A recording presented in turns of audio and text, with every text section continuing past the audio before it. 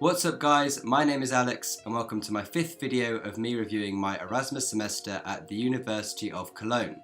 This is going to be the last video in this series and will look specifically at February, and much the same as the other videos, it's going to look at all the main highlights and all the main events that happened within this month, and then the video will be rounded off with some useful tips and advice for any of you who are going to be doing a year abroad or semester abroad yourselves in the future.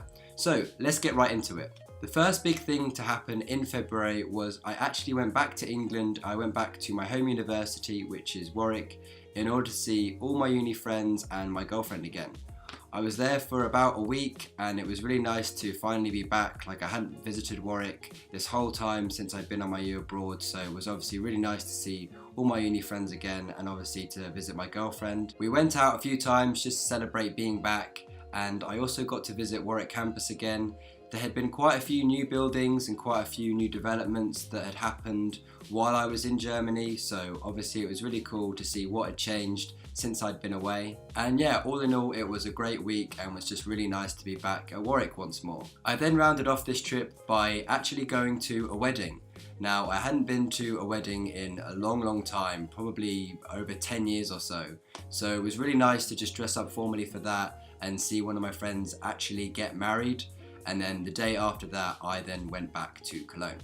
So now on to the second big thing which happened in February, and pretty much as soon as I got back to Cologne after my trip to Warwick, I went straight on tour to Munich. Now this was to see all my course mates again that were also doing their year abroad currently, either in Germany or Austria.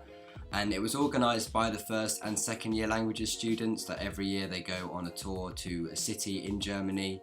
So they all went to Munich and we met up with them there. So it was really nice to obviously see my current course mates as well as the course mates who are in a year below me or 2 years below. Now obviously in Munich there are so many kind of touristy things which you can do.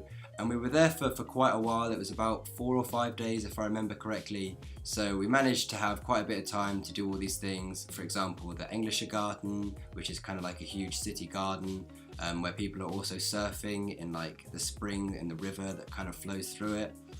We went to Dachau, which is a concentration camp. We went to Marienplatz, which is kind of like the shopping centre of Munich, and also there's the Glockenspiel there. And lastly, we also did an escape room. Now, I'd never done an escape room in my life ever before, ever. So this was a great kind of new experience, something that I'd never tried before. I was a little bit hesitant towards it. I mean, it wasn't the first thing on my list when I was, planning to go to Munich.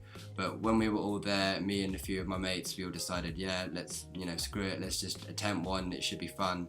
And it actually was probably one of the main highlights of the entire trip. Like, it was so much fun. They're really difficult to do. You really have to work together. There's a lot of panicking. Everyone kind of goes crazy and a bit insane because they're really frantic. You have to be on your toes and find the next clue and find this and find that. And you have to do this in order to reach like an ultimate goal within the time limit they give you. Otherwise, you can't quote unquote escape the room. So yeah, that was amazing fun. I really enjoyed that. We got some great pictures from it and was, a really good thing to do whilst we were in Munich. Naturally as well, whilst we were there, we went out quite a bit, and then on our last night, I can't remember the name of the club, but we definitely went out kind of in central Munich, and that was a really nice way to kind of round off the trip and then see me off to go back to Cologne. Now on to the third thing which happened in February, which was the Erasmus ski trip. Now again, this was only a couple of days after I'd come back to Cologne from my Munich trip. We did a huge road trip down to Morillon, which is in France. It's in the French Alps and it's part of the Le Grand Massif kind of ski resort.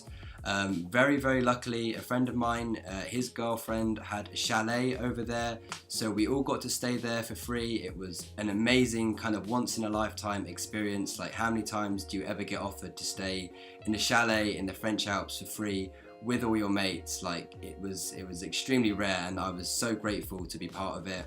I'd never really skied before. Like, I had a few lessons when I was a kid and been on dry ski slopes and ski centres where you can obviously practice, but nothing like a ski trip before. So this was the perfect opportunity for me to learn properly how to ski with all my Erasmus mates. Like, it was so much fun and I was so lucky to be part of it. We were there for approximately 7 days, so we were there for a good amount of time.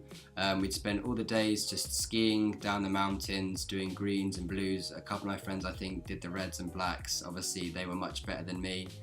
And then we kind of spent our evenings just chilling back at the chalet, and obviously we just took the opportunity to relax and kick back, because every single day that we were skiing it was really intense and pretty frantic, so it was really nice to just kind of chill after that. Despite the fact that I had been on quite a few trips already during my time at Cologne, I'd probably label this ski trip as my favourite, just because it was so rare. Like, it really was a once in a lifetime kind of thing to do.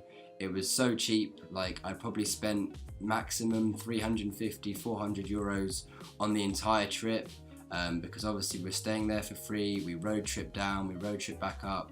Like, we did it really kind of cost effectively, and it just worked out to be a really incredible trip. Now, unfortunately, on to the last thing which happened in February before my Erasmus semester at Cologne was completely over, and this was KARNEVAL. Now, KARNEVAL is a huge kind of week-long event that happens every year in February in Cologne, and it is complete carnage. It is mayhem. So I previously described my KARNEVAL experience on 11/11, which was kind of the one-day KARNEVAL event in November, and as I said, that was so much fun. It was an awesome experience, and this was exactly the same as that, but across 6 days rather than one day. So you can imagine how tired and how much of an endurance test it really was to do this. But at the end of the day, it was kind of our last few days in Cologne before a lot of my friends had to go back, because they were only there for one semester. And you know, it was just kind of the last hurrah before a lot of people had to depart. As you can expect, we all dressed up like idiots. We all got drunk all day, every day. Like, that is just the consensus of what you do in KARNEVAL. You're in the minority if you don't dress up, or if you don't really kind of get drunk. It's just that kind of event, and it was so much fun. But on the other hand, it was also a time where I had to say so many farewells to all of my, really good mates that I'd made at my time in Cologne.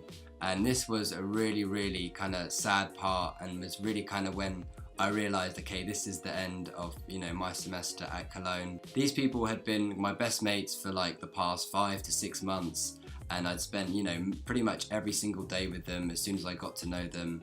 So naturally, it was really difficult to say goodbye. No one enjoyed it, and it did kind of dampen the KARNEVAL experience a little bit, because, you're just saying bye to your best friends that you've made for the entire semester, and they're going back to their respective countries.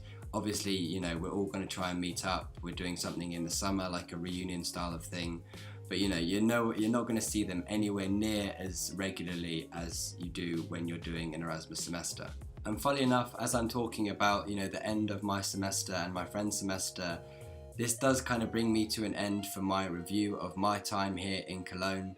Like, it was honestly one of the best experiences I've ever had in my life, and if you haven't done an Erasmus semester or a year abroad, or you're contemplating it, you're on the fence, the only thing I can say, that the best advice I can give you, is to just do it. It will really change your life and you will not regret it. Like, it throws you out your comfort zone, and it's a big leap of faith to do, but whilst you're there and once you've made your friends and you've begun your courses and whatnot, it is an unbelievable experience, and I can literally only say good things about it. So now on to the advice and tips section of this video, and my first big point is to ensure that you've done all your Erasmus completion forms before you go.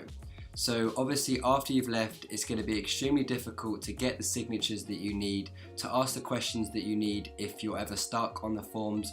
Whilst if you do it all whilst you're there in your final week or so, then you can very easily get all the signatures that you need, and then if there are any problems and there are any issues, you can sort it out within the country rather than from your home country, where everything will be a lot more difficult. I got all of mine done in the last week that I was there in Cologne, and it saved myself a lot of time and a lot of hassle. I know a couple of people that they did it after they left, and they found it obviously really difficult to contact their lecturers and contact their tutors to get the signatures that they needed when they weren't physically there. Like, the whole process just gets delayed. It can get a lot more stressful, and it just saves you so much time and stress if you do it all before. Now on to the second big piece of advice to round off this video, which is to make sure that you stay in contact with all of your friends that you've made on your semester and begin even planning future trips or future reunions with them by the end of it. So quite a few of the friends that had left by the end of the semester, I made sure to keep in really good contact with them, and this meant that a lot of them actually came back to Cologne to revisit me and revisit everyone else, and I also went to Italy to see 2 of them again, and it made for really nice trips, it made for nice reunions, and we've also got a big one planned for next month in July, for kind of a big summer Erasmus reunion with everyone that I was really close with during the winter semester that I had in Cologne. It will only be a real shame if you stop kind of staying in contact with them, even if it's just kind of, a message a month or something like that, just to make sure that you're still up to date with what they're doing, they're still up to date with what you're doing, and future Erasmus trips, future Erasmus reunions can all be planned so much easier if you're all in good contact with each other. So that's my advice. So that is it for my last instalment of my Erasmus review at the University of Cologne. I really hope you enjoyed this series and hope it gave you a really good insight into what I did on my semester abroad at the University of Cologne, and hopefully this can inspire you and give you good advice if you ever choose to undertake one yourself in the future. With respect to future videos that I'm looking to do across this summer, I know that this is kind of the time when a lot of UK students are thinking about their year abroad, and it's time when they're really kind of getting ready and gathering all the information they can before they go. So I'm going to hope to make quite a few advice and tips videos specifically for the year abroad, give you everything that I know and that I learned whilst I was there, and make kind of dedicated videos such as what to pack, what to expect in Germany, how to find a flat, how to find a part-time job or even an internship. Videos like that which I know that I would have really appreciated before I went on my year abroad, so I'm only hoping I can help you with them and make your lives and your preparation for your semester or year abroad that much more simpler. As always, thank you very much for watching this video. Please remember to subscribe, comment, like, share with your friends if you think they'll find it useful, and I will definitely see you in the next video. Thanks guys, peace.